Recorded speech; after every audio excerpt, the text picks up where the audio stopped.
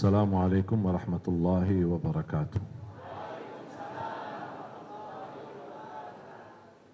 Alhamdulillahi rabbil alamin. Ashhadu an la ilaha illallah wahdahu la syarika lahu waliyus salihin. Wa ashhadu anna sayyidana wa nabiyyana Muhammadan abduhu wa rasuluhu as-sadiqul amin. Allahumma salli wa sallim wa barik ala sayyidina wa nabiyyina Muhammad وعلى آله وصحبه ومن تبعهم بإحسان إلى يوم الدين. اللهم علمنا ما ينفعنا وانفعنا بما علمتنا وزدنا علما وتقى. Keluarga besar Pelzeta, pimpinan, direksi dan juga semua karyawan yang mohon maaf saya tidak sebut satu persatu. Semoga semua di dalam kemuliaan dan keberkahan dari Allah Subhanahu wa taala. Ananda Akbar alhamdulillah hadir dalam kesempatan bersama saya. Ananda Muhammad Gifari Akbar. Bisa berdiri Akbar? Ini ada banyak yang belum kenal, belum lihat. Bisa buka masker sebentar? Ini dia. Ingat gak dia siapa? Belum kenal. Ya, ini yang kemarin sempat viral fotonya pemulung yang lagi ngaji dan Al-Quran. Ya, pas ujang-ujangan dia masih sempatkan berhenti sambil dia berjalanan jauh puluhan kilo jalan kaki. Hanya untuk mencari kecukupan untuk makan sehari-hari. Kadang dapat 20, kadang 30, kadang 50 ribu. Kita dengan gampang habis 30 juta beli HP. 20 juta buat apa? Cicilannya berapa? Jadi luar biasa. Ya, silakan duduk kembali Akbar. Dan alhamdulillah ada juga ayahnya, orang tuanya Akbar hadir bersama kita. Dan alhamdulillah atas izin Allah Subhanahu wa taala bisa dipertemukan dan alhamdulillah dari keluarganya dan dari Akbar sendiri menerima permohonan saya untuk saya angkat Akbar menjadi anak angkat saya.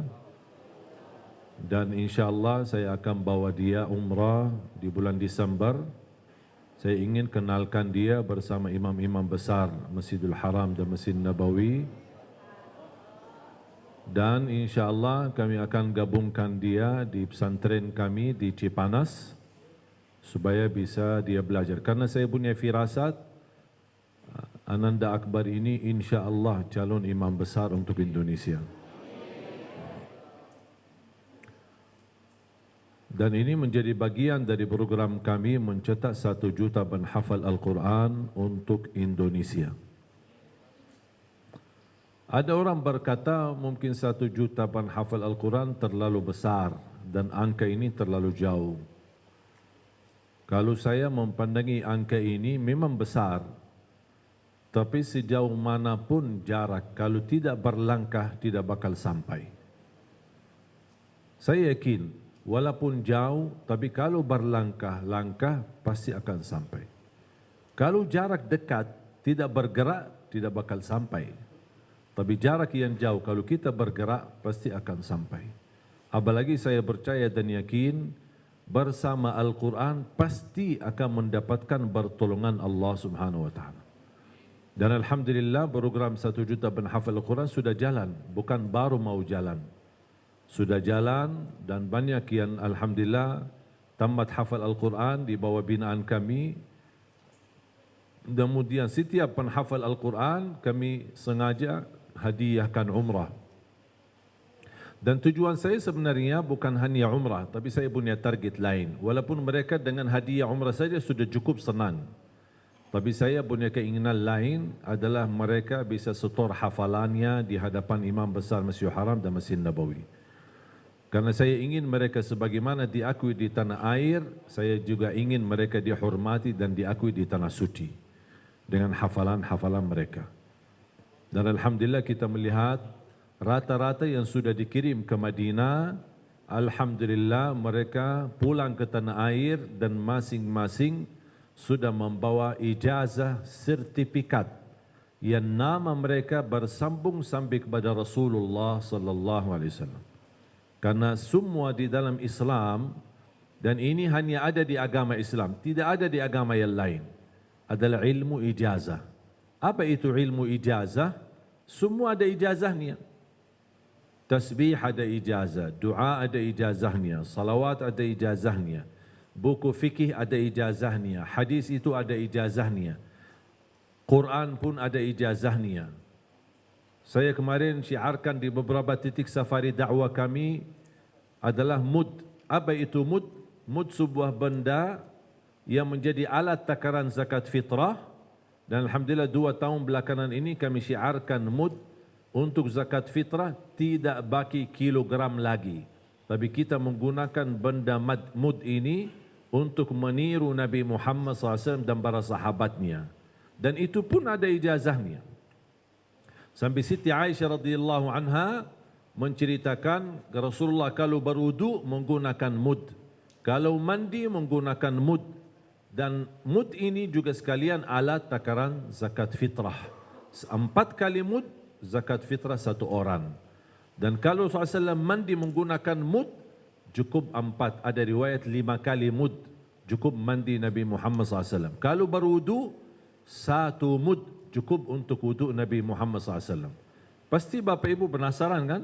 Apa itu mud? Gimana bentuknya? Gimana isinya? Bagaimana kita bisa kerjakannya atau amalkannya? Silahkan Bapak Ibu berkenan buka channel YouTube kami, channel Cik Ali Jabir.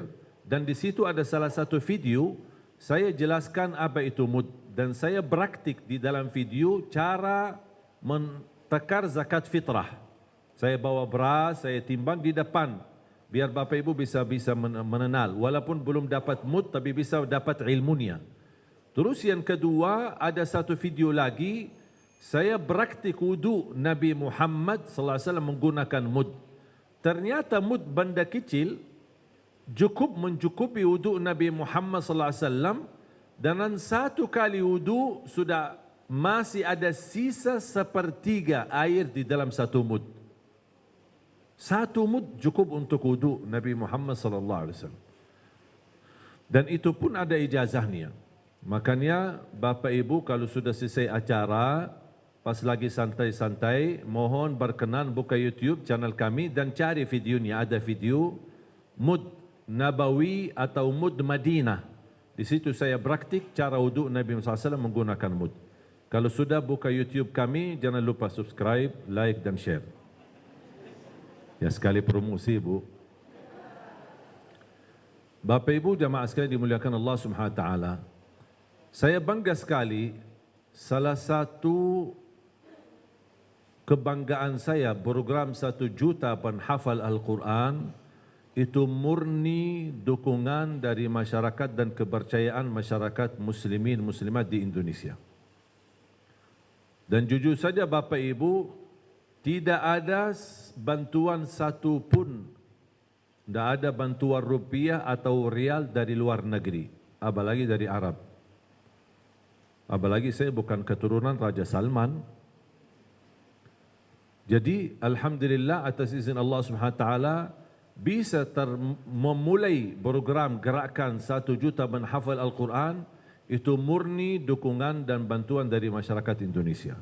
Kepercayaan dari jamaah Indonesia. Bahkan rata-rata program kami sepenuhnya itu semua kepercayaan dari masyarakat Indonesia.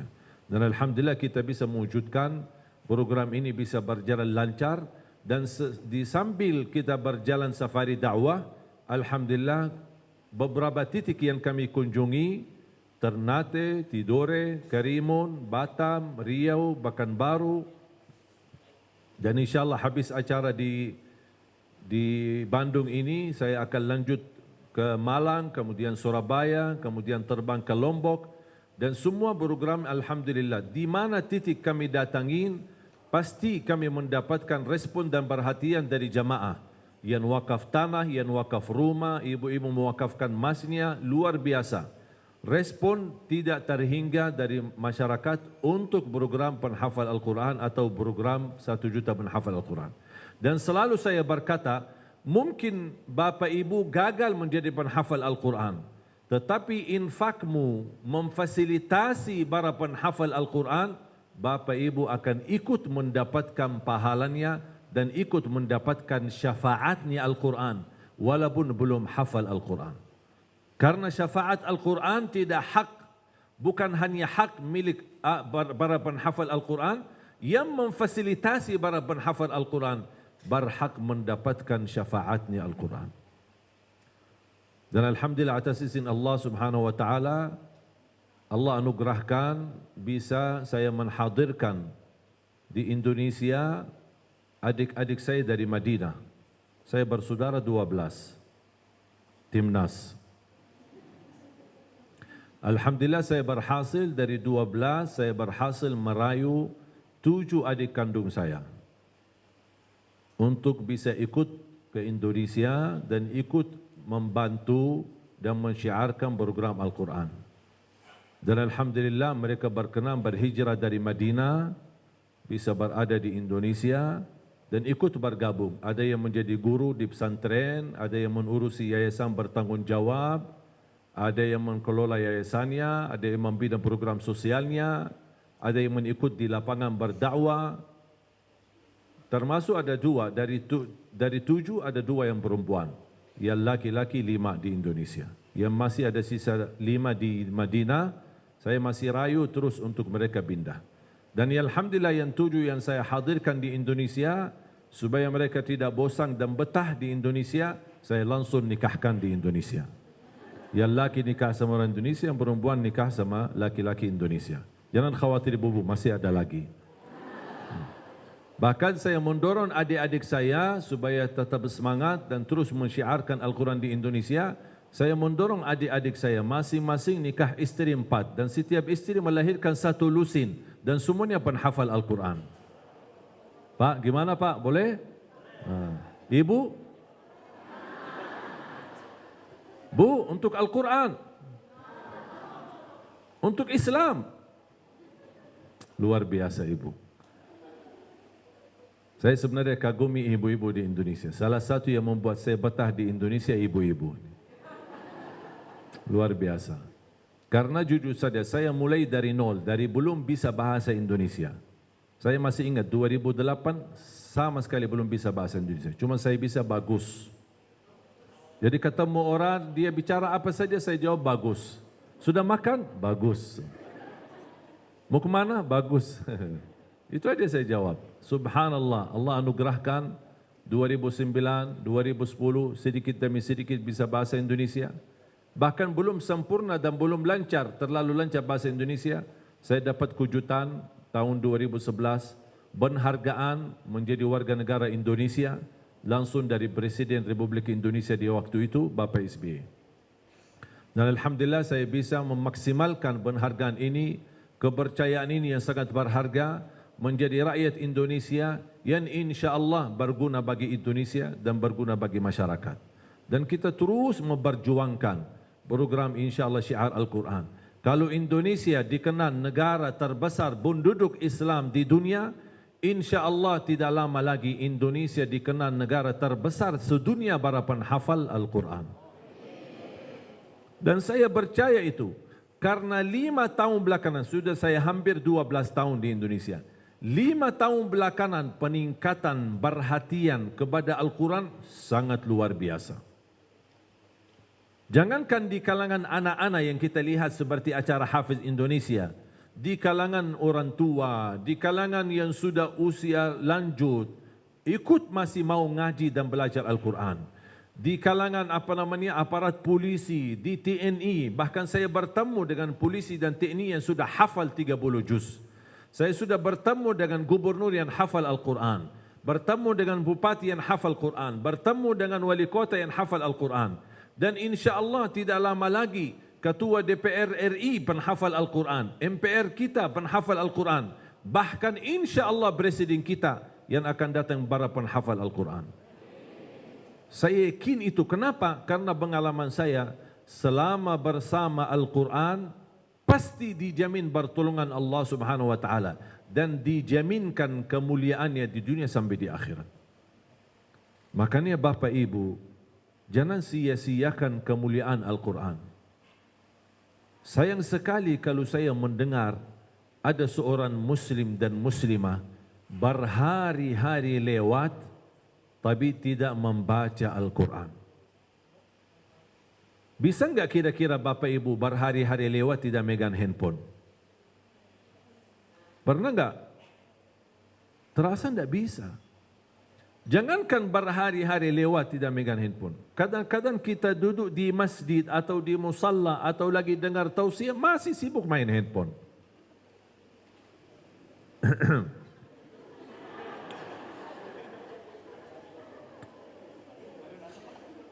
Jadi luar biasa, nampaknya tangan kita gatal kalau tidak megang handphone. Pas bangun pagi pertama yang dilihat HP. Mau terakhir pas mau tidur terakhir yang dilihat HP. Begitu mau tidur bersama HP. Tidak bisa HP-nya jauh dari tempat tidur kita. Nak nyaman, kemana-mana bawa HP. Luar biasa. Jadi bahkan ini sebenarnya fasilitas dan kemudahan untuk mempelajari dan membaca Al-Quran. Semestinya kita zaman ini harus mampu mengalahkan para sahabat. Kenapa harus mampu mengalahkan sahabat Rasulullah? Karena di zaman Rasulullah tidak ada Quran. Tidak ada Quran. Yang ada apa? Ketika turunnya wahyu, Rasul panggil sahabat namanya bertugas penulis wahyu. Karena Rasul tidak bisa nulis. Panggil beberapa pilihan yang dipilih oleh Rasulullah SAW. Ayo, ada ayat baru turun, tuliskan. Di mana mereka tulis? Di atas kulit unta, kulit kambing, tulang unta dan tulang kambing. Di situ tersimpan ayatnya. Habis sudah terkumpul, dibagikan kepada para sahabatnya. Jadi bisa ayat ini ada di saya, sambungannya ada di tetangga, sambungannya lagi ada ke sana ke sini. Tak ada sampai Rasulullah SAW meninggal dunia, belum terkumpul Al-Quran jadi satu buku atau satu mushaf. Baru zaman Sayyidina Abu Bakar As-Siddiq dijadikan satu. Tapi belum bisa dibagikan karena baru ada satu mushaf. Kemudian di zaman Sayyidina Uthman baru dibikin satu mushaf lagi, kemudian diperbanyak mushaf itu dan dibagikan ke dalam negeri maupun ke luar negeri. Sekarang mohon maaf, Al-Quran serba ada. Warna-warni ada, besar ada, kecil ada, mau apa saja modelnya ada, yang bagi bena suara ada, yang bagi terjemahannya ada, terjemahan sejarah total ada, sejarah kalimat demi kalimatnya ada. Bahkan HP kita, semua macam-macam fasilitas untuk aplikasi belajar Al-Quran ada. Tapi masih malas baca Al-Quran. Masih berhari-hari lewat tidak baca Quran. Padahal Bapak Ibu, Al-Quran menjaminkan kita jadi orang mulia dunia sampai akhirat. Al-Quran kunci kebahagiaan. Al-Quran kunci keberkahan rezeki. Al-Quran imam. Al-Quran petunjuk. Al-Quran keselamatan. Al-Quran penyembuh dari penyakit. Bahkan Al-Quran berlindung dari segala bahaya. Bahkan menurut saya, Allah Subhanahu wa Ta'ala melalui Al-Quran memberikan kepada umat Islam promo yang istimewa. Fahamkan promo? Ilizata kan ada promo? Sering-sering ada promo kan? Ada diskonnya atau ada beli barang ini dapat ini satu gratis. Ada kan?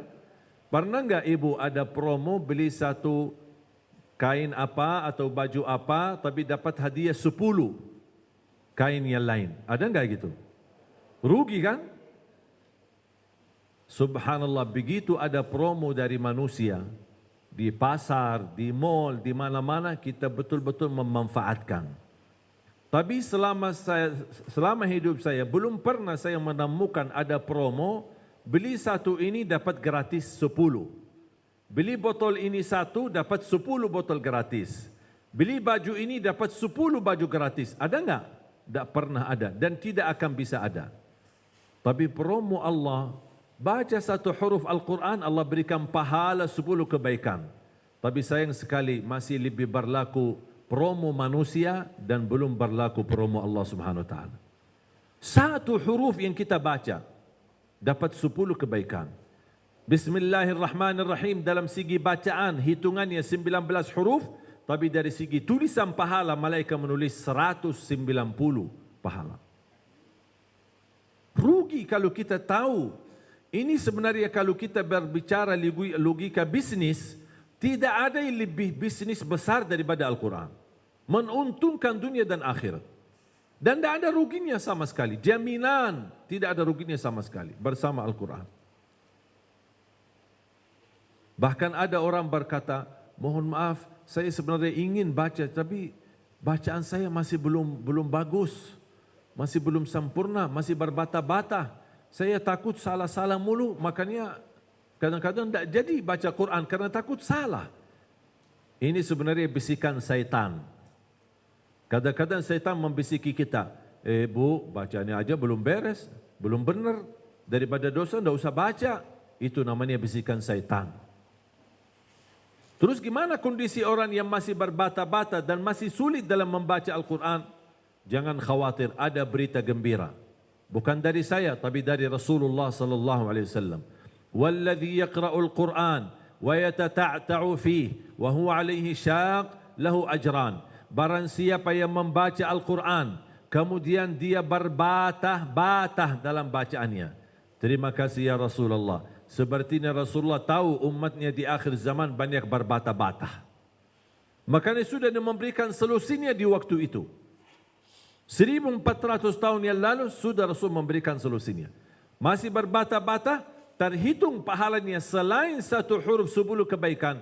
Allah berikan kata Rasulullah 2 pahala. Buat apa 2 pahala? Satu karena mau membaca Al-Quran. Yang kedua karena kesulitan dan berbata-bata dalam membaca Al-Quran. Allah hargai perjuanganmu. Allah berikan pahalanya. Subhanallah. Bahkan satu ayat. Ini sekalian menjadi amalan untuk Bapak Ibu. Satu ayat. Dan saya yakin semuanya hafal. Ayat kursi. Tapi Bapak Ibu tahu enggak pahalanya? Tahu enggak pahala ayat kursi?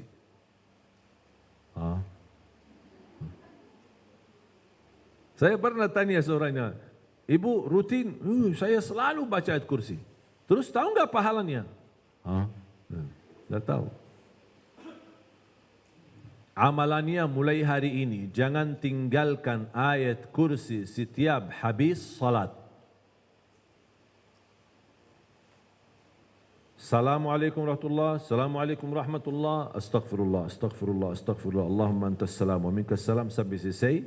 Langsung baca ayat kursi. Terus zikir yang lain gimana? Subhanallah 33, Alhamdulillah 3, tak apa-apa. Sambil jalan, pulang ke kantor, menjalani tugasnya, bisa teruskan lanjut sisa zikirnya. Intinya, kesibukan apapun, jangan tertinggal ayat kursi habis salat. Apa kata Rasulullah? Rasulullah SAW bersabda, Man qara'a ayat al-kursi dubura kulli salatin, laysa bainahu wa bainal jannati illa an yamut. Barang siapa yang membaca ayat kursi setiap habis salat, dijamin masuk surga. Dan tidak ada sesuatu yang mampu menghalanginya. Cuma satu ayat, bayangkan Bapak Ibu.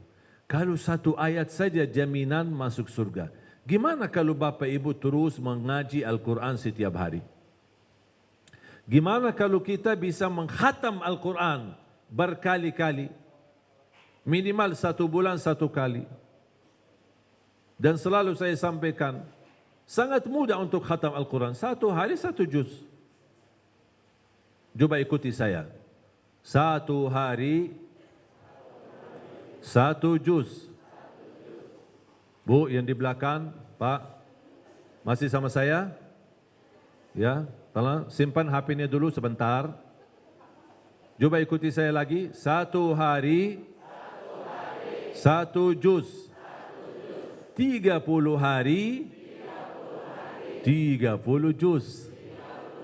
Sekali lagi. 1 hari, 1 juz. 30 hari, 30 juz. Sekali lagi.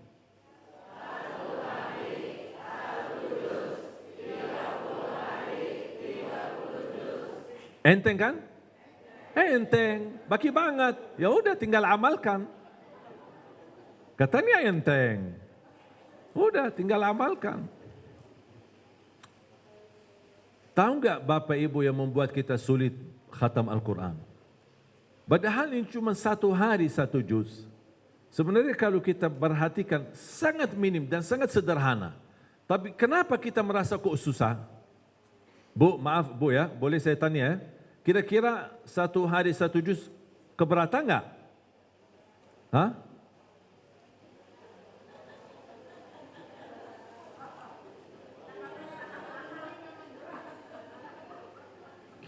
Karena belum terbiasa ya. Saya tahu apa yang membuat banyak orang susah khatam Al-Quran walaupun 1 juz dalam sehari. Begini, habis dia buka Al-Quran, ada enggak yang bawa Quran? Ada Quran? Ada, boleh saya pinjam kalau ada Quran? Sudah ada yang bawa Quran. Kalau saya bilang ada yang bawa HP, pasti ada. Tapi Quran tidak dibawa. Ada yang bawa HP? Boleh saya pinjam? Hah? Ya, dibuka. Terima kasih. Terima kasih. Ini sebenarnya kalau kita memperhatikan 1 juz ini, tidak butuh waktu lama. Saya pernah tes, pernah saya coba untuk membaca Al-Quran 30 juz. Saya kira waktu itu saya masih sekolah SMP. Saya belajar di Madinah. Saya pernah belajar salah satu manakib Imam Syafi'i di bulan suci Ramadan mampu khatam Al-Quran 60 kali. Berarti sehari berapa? 2 kali. Ketika saya waktu belajar itu, saya masih kelas 1 SMP. Saya bilang sama teman-teman, karena kita suka libur sekolah pas bulan Ramadan. Kita libur sekolah waktu itu. Saya bilang sama teman-teman sambil kita i'tikaf di Masjid Nabawi, ayo tahun ini kita lomba-lomba untuk khatam Imam Syafi'i. Bersama teman-teman. Ini masih saya di kelas SMP. Waktu itu kalau tidak salah masih 15 atau 14 tahun usia. Kemudian saya bersama teman-teman, ayo kita ramai-ramai, kita khatam Al-Quran seperti Imam Syafi'i di bulan suci Ramadan. Jujur saja waktu itu alhamdulillah gagal. Saya belum bisa berhasil, tetapi saya dapat ilmu. Apa yang saya dapat? Ternyata ketika saya hitung waktu itu belum ada HP. Saya hitung pakai alat alarm atau alat buat hitung waktu. Saya waktu menghitung, saya mulai dari Al-Fatihah. Baca dari habis subuh sampai zuhur, baca habis zuhur sampai asar, baca habis asar sampai maghrib. Saya ingin tahu sejauh mana waktu yang dibutuhkan oleh Imam Syafi'i untuk khatam. Apa yang saya dapat? Saya dapat khatam 30 juz dengan bacaan standar dalam waktu 9 jam 47 menit. Berhasil khatam 30 juz. Artinya kurang lebih 10 jam. Gimana cara bacaannya? Saya baca standar, tidak terlalu cepat dan tidak terlalu lambat. A'udzu billahi minasyaitonir rajim. Bismillahirrahmanirrahim. Alhamdulillahi rabbil alamin arrahmanir rahim maliki yaumiddin iyyaka na'budu wa iyyaka nasta'in. اهدنا الصراط المستقيم صراط الذين أنعمت عليهم غير المغضوب عليهم ولا الضالين آمين. Terus saya baca, ini standar sampai qul a'udzu birabbin nas. Bismillahirrahmanirrahim. Qul a'udzu birabbin nasi malikin nasi ilahin nas min syarril waswasil khannas alladzi yuwaswisu fi sudurin nasi minal jinnati wan nas. Sadaqallahul azim. Saya melihat alarmnya 9 jam 47 minit. Berarti kurang lebih 10 jam. 30 juz bisa dikhatam dalam waktu 10 jam. Masa 1 juz dalam 24 jam tidak bisa? 30 juz tidak butuh 24 jam. Dan saya menghitung, kalau Imam Syafi'i 2 kali sehari, berarti mohon maaf, kalau 10 jam berarti kurang lebih 20 jam. Apa yang dilakukan dalam sisa waktu Imam Syafi'i 4 jam? Untuk nafkahi keluarganya, urus ibunya, bekerja dan cari nafkah, kemudian tidurnya, menulis buku ilmunya. Banyak buku-buku Imam Syafi'i. Apalagi dalam bidang fikih. Masih punya waktu begitu banyak. Belum lagi istirahat dan tidurnya malam hari, belum lagi hitungan salatnya, belum lagi tahajudnya. Coba bayangkan luar biasa keberkahan yang didapat oleh mereka. Sekarang saya tanya Bapak Ibu, ini semua pengikut Imam Syafi'i kan? Imam Syafi'i semua? Ahlus Sunnah wal Jamaah Imam Syafi'i? Yakin? Sudah berapa kali khatam Quran? Katanya Imam Syafi'i. Oh ya, saya salah faham. Mohon maaf Imam Syafi'i. Kami memang pengikut Imam Syafi'i tapi fikih saja. Kalau amalan belum. Berarti itu namanya pura-pura Syafi'i. Yang membuat kita susah khatam karena cara membaca Al-Quran begini. Biasanya habis dengar tausiah dan ceramah, iman mulai naik. Semangat.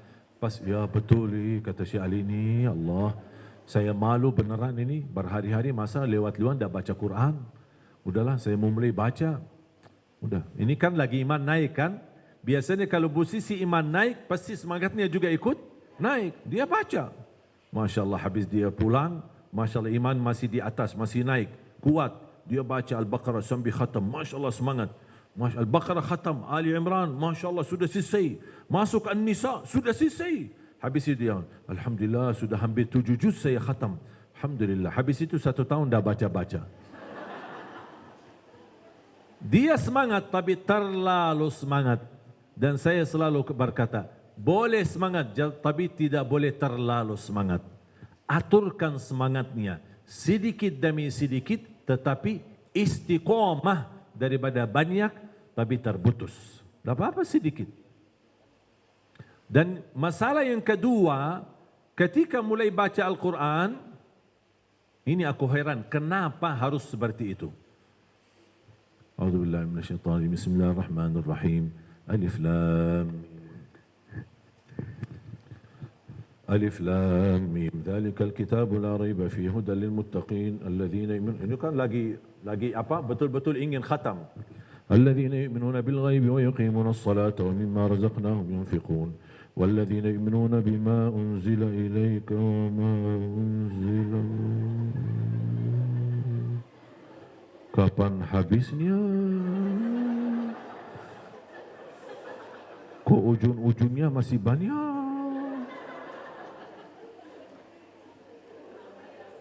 Sadaqallahul azim. Tidak jadi.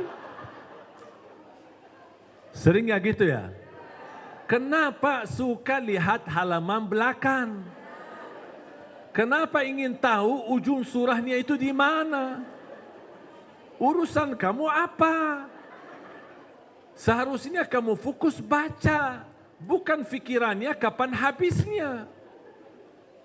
Dah apa-apa mau habis 10 menit habiskan, mau 15 menit. Dah apa-apa. Jangan pindahin halaman belum selesai halaman yang lagi dibaca. Jangan pindahin. Kalau belum selesai halaman, udah. Merasa sudah puas, sadaqallahul azim, tutup. Sudah selesai. Dah usah buka halaman berikutnya. Syaitan ketika kita mulai membaca Al-Quran, syaitan sebenarnya tidak suka orang Muslim baca Quran. Dia tidak suka. Makanya digoda. Didatangin syaitan. Bu, apa? Ibu lagi mau ngaji. Ya, Syekh Ali suruh kita ngaji setiap hari. Ini luar biasa ibu. Ikhlas. Saya kagumi ibu. Ini bisikan syaitan loh ini. Saya kagumi ibu.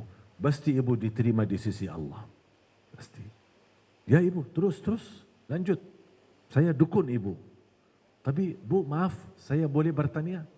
Saya penasaran. Boleh enggak lihat halaman belakangnya? Kira-kira berapa banyak? Buat apa mau buka halaman? Enggak ada, saya enggak mau buka. Ya, saya tahu ibu mau baca banyak. Cuma saya penasaran. Saya ingin cuma lihat aja. Kan ibu lagi mau baca Al-Baqarah. Iman ibu tahu ayatnya berapa? Ya belum tahu. Udah lihat aja. Buat apa? Udah bukan buat apa-apa. Cuma penasaran aja. Oh gitu. Bukan maksudnya apa-apa. Tidak ada maksud apa-apa. Cuma penasaran. Soalnya saya belajar. Katanya tidak boleh buka halaman belakang. Baca apa adanya.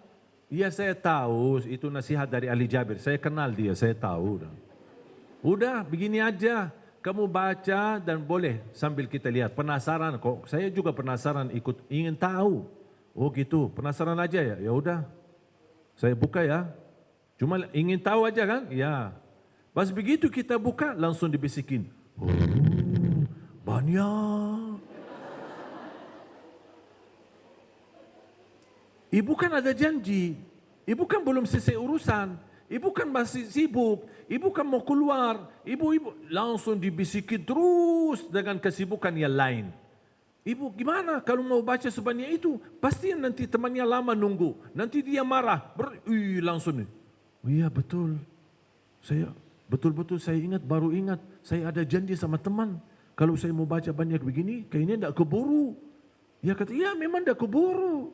Saya tahu ibu ini ikhlas, tidak apa-apa, nanti kapan-kapan aja. Udah nanti bisa kita atur waktu. Sekarang karena waktunya mepet dan bacaannya banyak, sekarang tidak usah baca.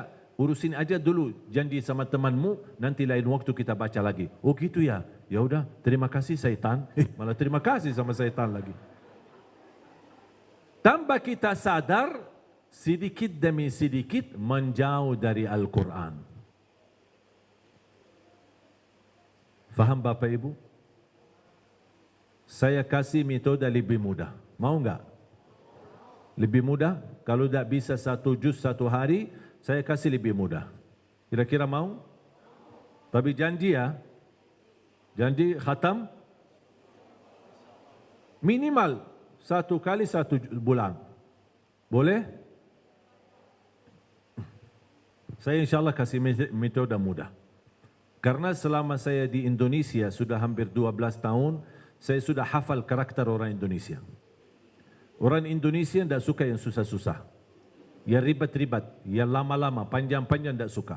Orang Indonesia mau amalan, mudah ingat, mudah hafal, mudah amalkan dan masuk surga. Itu orang Indonesia. Setuju? Makanya saya kasih. Saya habis fikir, ya Allah ternyata 1 juz 1 hari susah juga ya. Gimana, apa yang kira-kira cocok untuk orang Indonesia? Soalnya selama saya di sini kan banyak belajar budaya dan tradisi kebiasaan di Indonesia. Salah satu ketika saya pernah pertama kali datang ke Indonesia, saya di salat subuh diminta jadi imam. Ini satu cerita. Menjadi cerita pengalaman saya. Pertama kali saya jadi imam di Indonesia. Pertama kali saya datang dan diminta jadi imam. Karena mereka tahu kan, ini tamu dari Madinah. Jadi langsung orang dari Madinah, imam, minta imam. Udah, saya jadi imam, maju jadi imam. Saya baca habis Al-Fatihah, rakaat yang pertama suratul Rahman, rakaat yang kedua suratul Waqi'ah. Karena saya biasa jadi imam di Madinah, jadi biasa di rakaat pertama. Kan ibu-ibu yang sudah umrah kan biasa panjang kan, apalagi salat subuh. Antara azan dan iqamah hampir 30 menit. Belum lagi salatnya panjang. Dan saya baru datang dari Madinah, belum tahu tradisi Indonesia. Saya ikut. Habis ini selesai, pas saya salam, Saya lihat semua jamaah kok kayak masjid kakinya. Saya pikir apa? Kok masa semua sakit gitu? Saya penasaran ini. Akhirnya takmir masjid cerita bisikin saya, mohon maaf Syekh kami lupa kasih tahu. Kami tidak biasa di Indonesia panjang-panjang.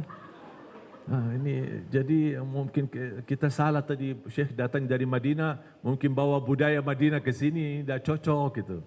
Oh ya udah. Makanya saya belajar, bahkan saya belajar kalau di Indonesia, kalau bisa kulhu dibagi dua, terima kasih.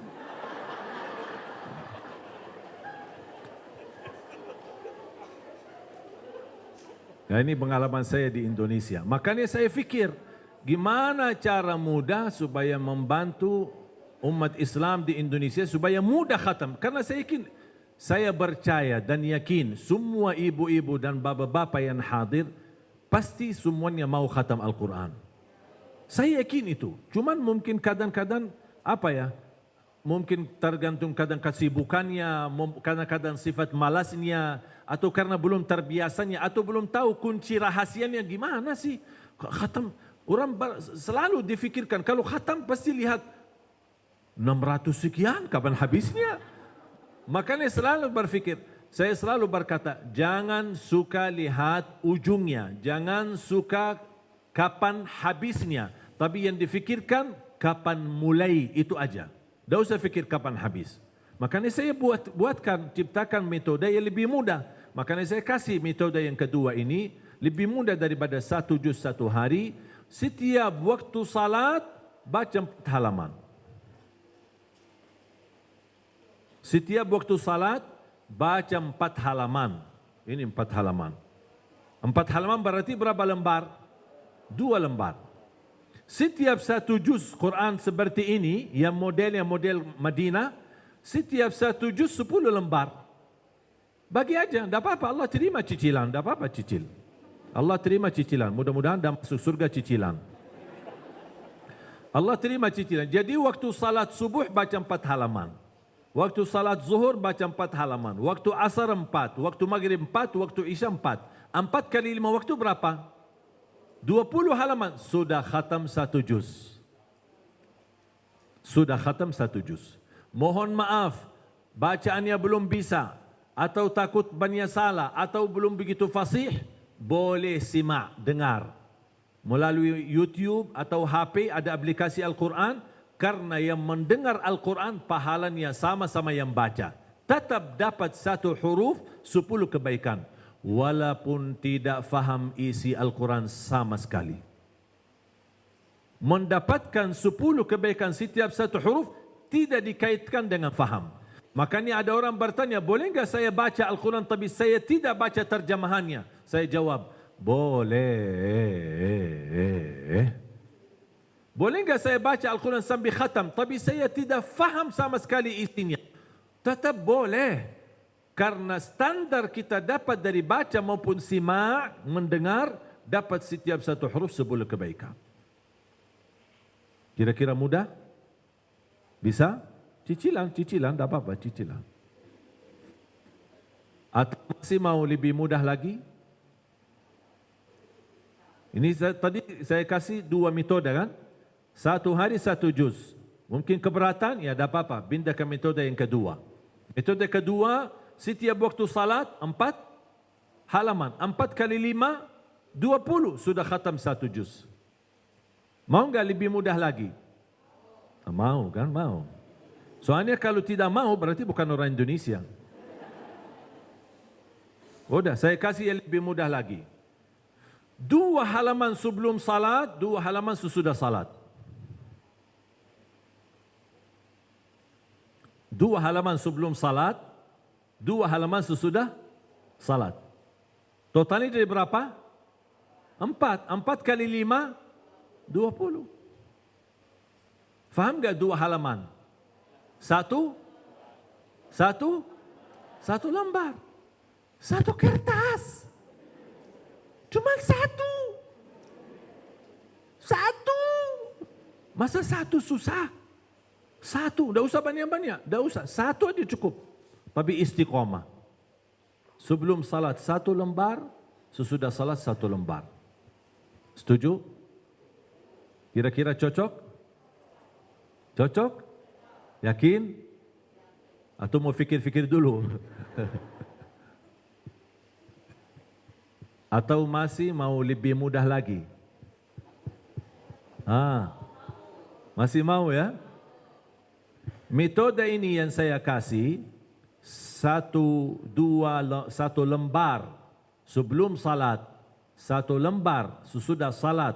Kalau diteruskan sepanjang 5 waktu menjadi 10 lembar sudah khatam 1 juz, itu termasuk metode yang termudah bagi orang yang paling malas. Dan mohon maaf kalau itu pun tidak berhasil, saya angkat tangan. Inna lillahi wa inna ilaihi raji'un. Lebih baik disalati. Udah. Mohon jamaah sekalian, jangan sia-siakan kemuliaan Al-Quran. Wallahi Al-Quran itu nikmat. Mohon jangan disia-siakan. Manfaatkan. Kita lihat seperti sosok Akbar ini, coba betapa susahnya, bahkan salah satu cerita bagi saya luar biasa. Ketika ditanya, beredar satu berita, ketika ditanya Akbar kalau lagi lapar, terus gimana?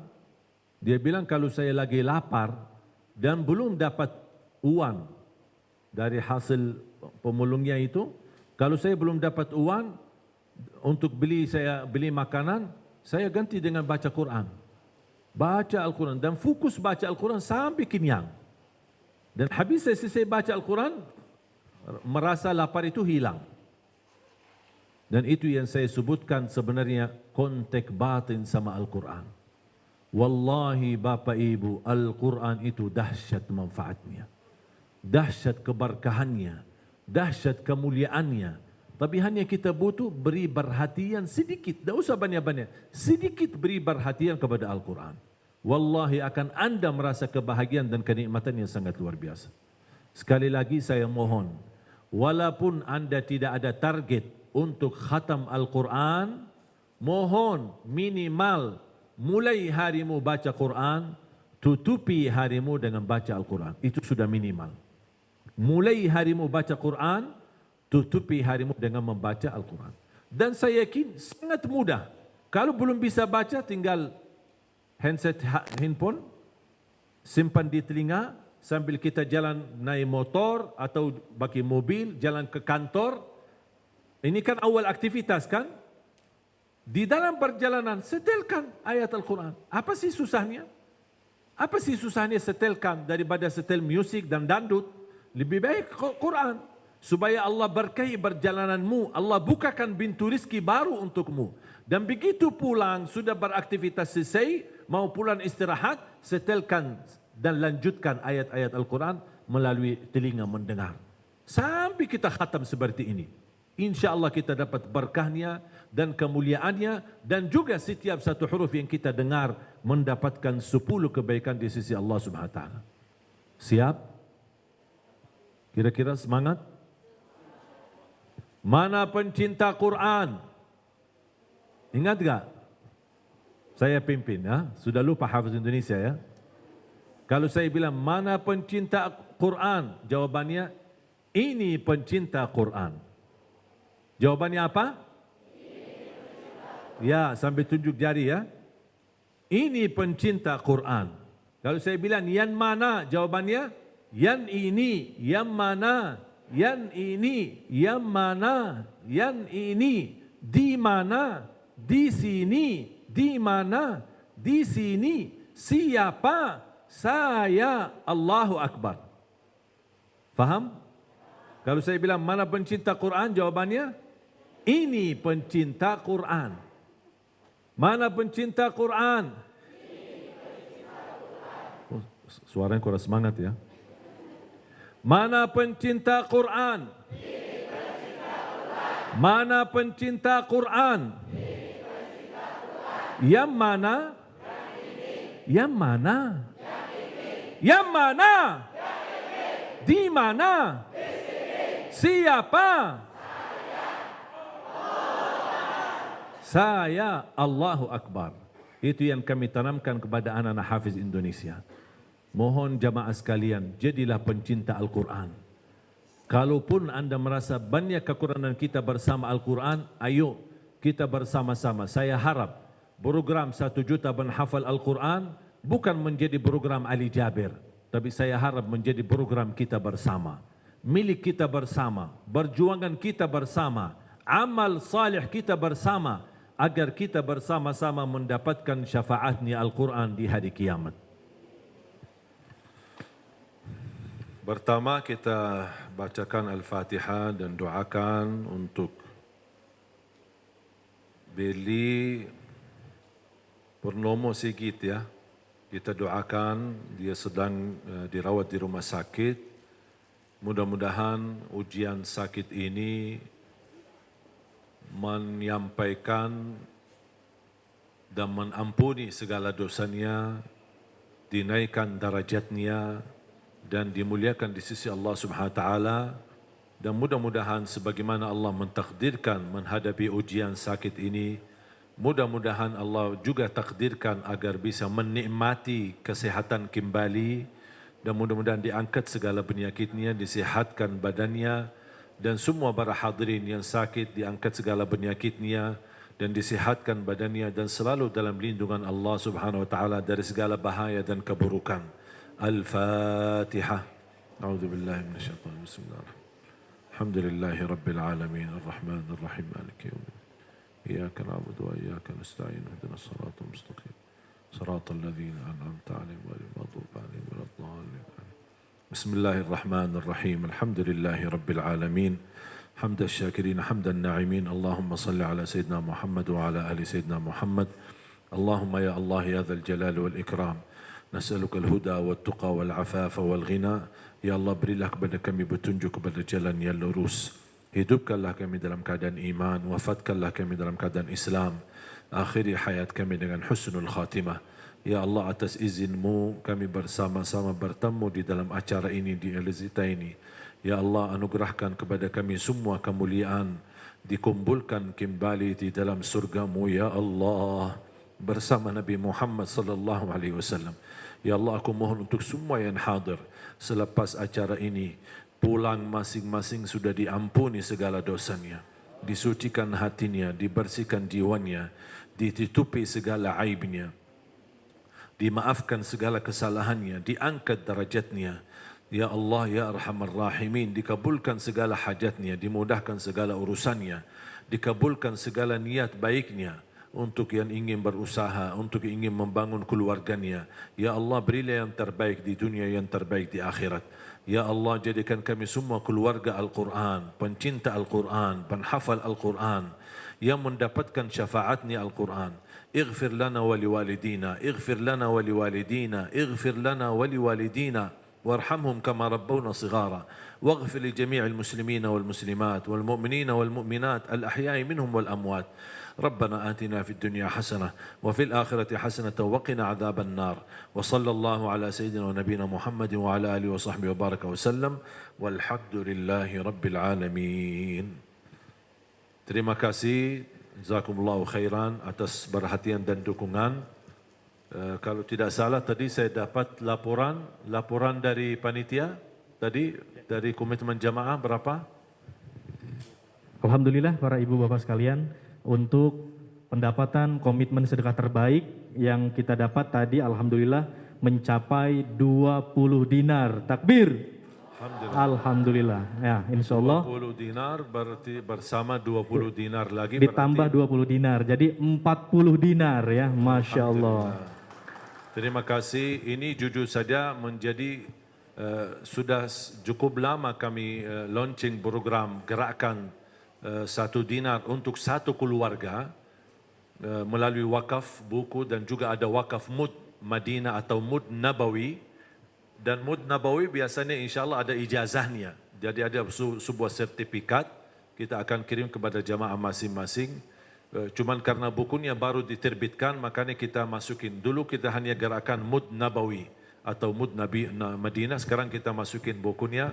Dan ini menjadi pertama program yang kita gerakkan atas nama wakaf 1 dinar 1 keluarga. Mudah-mudahan insyaAllah menjadi amal salih untuk kita semua. Dan ini baru saja, gerakan ini bisa dikatakan langsung diresmikan oleh Majlis Nurun Nisa, mendukung hampir tadi 20 dinar. Kemudian sekarang menjadi sebuah perusahaan yang menjadi jujur saja kebanggaan saya karena banyak keluarga saya belanja dari Elizita ya. Ya, bahkan saya lagi merayu adik saya kalau insyaAllah diterima, Elizita bisa menjadi model atau apalah gitu, adik kandung saya. Karena cantik luar biasa, bisa insyaAllah mudah-mudahan bisa sinergi demi kebaikan kita bersama ya, mudah-mudahan insyaAllah. Dan ini termasuk baru gerakan 1 dinar ini untuk 1 juta menghafal Al-Quran. Dari perusahaan ini pertama perusahaan yang pertama kali ikut terlibat dalam program wakaf 1 juta menghafal Al-Quran melalui 1 dinar. Doakan kami, saya mohon tetap doakan agar kami istiqamah terus dalam lindungan Allah Subhanahu wa taala, agar kita terus berjuang. Insya-Allah gerakan kita untuk Indonesia sebenarnya masih banyak sekali, dan doakan program LIMAR berjalan lancar, LIMAR listrik mandiri rakyat, dan alhamdulillah sudah terbantu 35.000 rumah yang tidak punya listrik sama sekali bertahun-tahun. Alhamdulillah mereka sudah disediakan listrik di rumahnya, dan insyaAllah masih ada 15 juta rumah yang masih dijajah dalam kegelapan. Dan saya menggerakkan LIMAR ini, listrik mandiri rakyat, untuk merdeka kegelapan, terang cahaya, terang Indonesia, dan terang masa kita tercinta Indonesia. Mohon doa restu, semoga insyaAllah segala apa yang kita berjuangkan bersama, mudah-mudahan menjadi amal saleh kita bersama. Dan mudah-mudahan terhitung pahala sedekahnya sampai hari kiamat, tidak terputus pahalanya. Amin ya rabbal alamin. Jazakumullahu khairan, kurang lebihnya mohon maaf. Akhirul kalam, subhanakallahumma bihamdika, ashhadu an la ilaha illa anta, astaghfiruka wa atubu ilaik. Wassalamualaikum warahmatullahi wabarakatuh.